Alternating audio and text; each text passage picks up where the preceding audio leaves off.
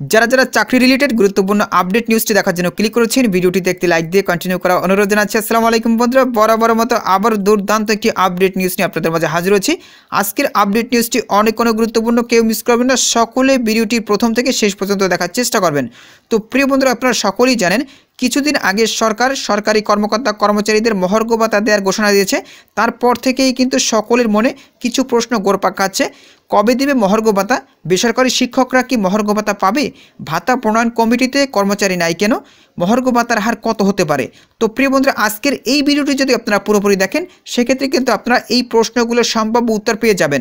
তাহলে চলুন আমরা মূল ভিডিওটি শুরু করি। বন্ধুরা, মূল ভিডিওটি শুরু করার আগে বরাবর মতো ছোট্ট একটি রিকোয়েস্ট থাকবে, আপনি যদি আমাদের এই পরিবারের নতুন দর্শক হয়ে থাকেন, এরকম নতুন নতুন চাকরি রিলেটেড আপডেট ভিডিও সবার আগে পেতে আমাদের এই চ্যানেলটি সাবস্ক্রাইব করে পাশে থাকা বেল আইকনটি অন করে রাখুন পরবর্তী ভিডিও নোটিফিকেশন পেতে। আর যারা সাবস্ক্রাইব করেছেন তাদেরকে অসংখ্য ধন্যবাদ। প্রিয় বন্ধুরা, প্রথম যে প্রশ্নটি দেখতে পাচ্ছেন, কবে দিবে মহার্ঘ ভাতা, এই প্রশ্নটি কিন্তু সকলের মনে ঘুরপাক খাচ্ছে। এখানে দেখতে পাচ্ছেন সম্ভাব্য উত্তর দেওয়া রয়েছে, সরকারি চাকরিজীবীরা মহার্ঘ ভাতা দ্রুতই পাবেন। আগামী সপ্তাহে প্রথম মিটিং হতে পারে। কর্মকর্তা আর কর্মচারীদের জন্য আলাদা শতকরা হার হিসেবে মহার্ঘ ভাতা দেওয়ার চিন্তা চলছে। বৈষম্য নিরসনের জন্য কর্মচারীদের শতকরা হার বেশি হবে, সর্বোচ্চ আর সর্বনিম্ন অ্যামাউন্ট ফিক্সড করে দেওয়া হবে। আমরা যদি পূর্ব জারিকৃত মহার্ঘ ভাতার আদেশগুলো পর্যালোচনা করি, সেখানেও দেখব 20% অর্থাৎ 1500 টাকা এবং সর্বোচ্চ 6000 টাকা নির্ধারিত ছিল। পূর্বের পে স্কেলগুলোকে যদি আমরা লক্ষ্য করি, সেখানেও দেখব এরা তত পূর্ববর্তী কাঠামোকে অনুসরণ করছে। আলোচনা দেখে মনে হলো এবারও তার ব্যতিক্রম হবে না। আলোচনা শুনে এটিও বোঝা গেল যে এবছর পে স্কেল সুবিধা চালু হচ্ছে না, কারণ যদি 2 থেকে 3টি সভা হয় তাহলে এই ডিসেম্বর মাস পার হয়ে যাবে শুধু প্রস্তাব তৈরি করতেই। প্রিয় বন্ধুরা, এরপরে আরও একটি প্রশ্ন করা হয়, সেটি হচ্ছে পেনশনরাও কি মহার্ঘ ভাতা পাবেন? 2013 সালে যে মহার্ঘ ভাতার আদেশ জারি করা হয়েছিল, সে মতে পেনশনরাও তাতে কোনো সুযোগ সুবিধা পাননি। পিআরএল যারা ছিল তারাই সুবিধার আওতায় আসলেও পেনশনারগণ এই সুবিধার আওতায় ছিলেন না। জনপ্রশাসন মন্ত্রণালয়ের জ্যেষ্ঠ সচিব মোহাম্মদ মুখলিসুর রহমান স্পষ্ট করে বলেছেন যে সরকারি চাকরিতে বহাল আছে এমন সব কর্মকর্তা কর্মচারী সহ পেনশনে যারা আছেন তারাও মহার্ঘ ভাতা পাবেন। শুধু তাই নয়, স্কুল কলেজে এমপিভুক্ত শিক্ষকগণ এই মহার্ঘ ভাতার আওতায় আসবেন বলে ইঙ্গিত দিয়েছেন তিনি। এরপরে প্রিয় বন্ধুরা, আরও একটি গুরুত্বপূর্ণ প্রশ্ন, মহার্ঘ ভাতা নির্ধারণে কর্মচারী প্রতিনিধি নেই কেন? 14 লক্ষ কর্মকর্তা কর্মচারীদের মধ্যে অধিকাংশ কর্মচারী থাকা সত্ত্বেও মহার্ঘ ভাতা প্রণয়ন কমিটিতে কর্মচারীদের কোনো সদস্য রাখা হয়নি।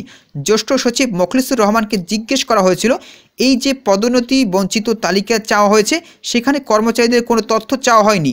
গত 15 বছরে কি শুধুমাত্র কর্মকর্তারাই এই পদোন্নতি বঞ্চিত হয়েছেন, নাকি সেখানে কর্মচারীরাও ছিল?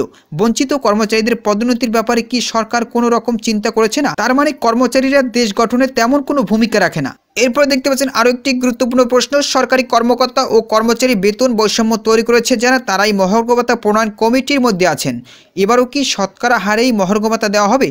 পূর্বের পে স্কেল কি শতকরা হারে ছিল? হ্যাঁ, জাতীয় বেতন স্কেলের আওতাভুক্ত সরকারি, আধা সরকারি, স্বায়ত্তশাসিত সংস্থা, রাষ্ট্রায়ত্ত ব্যাংক ও অর্থলগ্নি প্রতিষ্ঠানসমূহের সকল কর্মকর্তা কর্মচারী এবং সামরিক বাহিনীর সকল সদস্যকে অন্তর্বর্তীকালীন ব্যবস্থা হিসাবে তাদের মূল বেতনের 20% হারে মাসিক সর্বনিম্ন 1500 টাকা এবং সর্বোচ্চ 6000 টাকা মহার্ঘ ভাতা প্রদানের সিদ্ধান্ত গ্রহণ করেছিল। এখানে শতকরা হার বা পার্সেন্টেজ আকারে ছিল।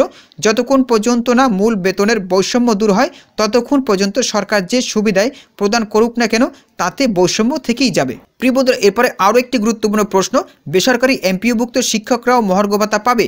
এখানে দেখতে পাচ্ছেন উত্তরগুলো দেওয়া রয়েছে। অবসর, উত্তর ছুটি, পিআরএলতে থাকা কর্মকর্তা কর্মচারীগণ ছুটির পূর্বকালীন সর্বশেষ প্রাপ্য মূল বেতনের ভিত্তিতে উপযুক্ত হারে মহার্ঘ ভাতা প্রাপ্য হতে পারে। সম্ভাব্য 1 মার্চ অর্থাৎ 1 মার্চ 2025 তারিখ হতে পূর্ববর্তী নতুন জাতীয় বেতন স্কেলের কার্যকর হওয়ার তারিখের পূর্বদিন পর্যন্ত যে সকল কর্মকর্তা কর্মচারী পেনশনে গমন করেছেন বা করবেন, তারা মূল বেতনের সাথে এই মহার্ঘ ভাতা যোগ করে পেনশন নির্ধারণের সুবিধা প্রাপ্য হতে পারেন। সামরিক বরখাস্তকৃত কর্মকর্তা বা কর্মচারীগণ সামরিক বরখাস্তের তারিখের অব্যাহতির পূর্বে মূল বেতনের 50% এর উপর 20% হারে মহার্ঘ ভাতা প্রাপ্য হতে পারেন। সরকার হতে পেনশন গ্রহণকারী কর্মকর্তা কর্মচারীগণ পেনশনের বিদ্যমান অংশের উপর 20% হারে মহার্ঘ ভাতা প্রাপ্য হতে পারেন। এমপিওভুক্ত বেসরকারি শিক্ষা প্রতিষ্ঠানসমূহের শিক্ষক কর্মচারীগণ এই হারে এই মহার্ঘ ভাতা প্রাপ্য হতে পারেন। জাতীয় বেতন স্কেলের আওতায় চুক্তিভিত্তিক নিয়োজিত নিয়োজিত কর্মকর্তা কর্মচারীদের ক্ষেত্রে চুক্তিভিত্তিক নিয়োজিত পদে নির্ধারিত মূল বেতনের ভিত্তিতে এই সুবিধা প্রযোজ্য হতে পারে। তবে শর্ত থাকে যে তিনি পেনশনভোগী হলে নিট পেনশন অথবা চুক্তিভিত্তিক নিয়োজিত পদে মূল বেতনের ভিত্তিতে যে কোনো এক ক্ষেত্রে এই মহার্ঘ ভাতা প্রাপ্য হতে পারেন। বিনা বেতনে ছুটিতে থাকাকালীন কর্মকর্তা কর্মচারীগণ এই সুবিধা প্রাপ্য হবেন না, এমন শর্ত থাকতে পারে।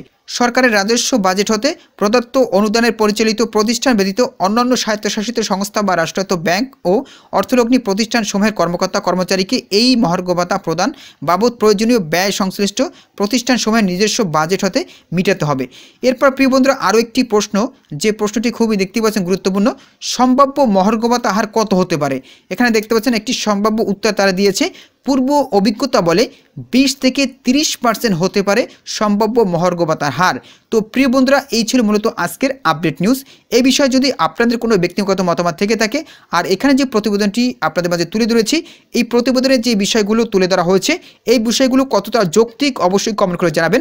পরবর্তীতে নতুন কোনো ভিডিও নিয়ে আপনাদের মাঝে হাজির হব। সবাই ভালো থাকবেন, সুস্থ থাকবেন, আল্লাহ হাফেজ।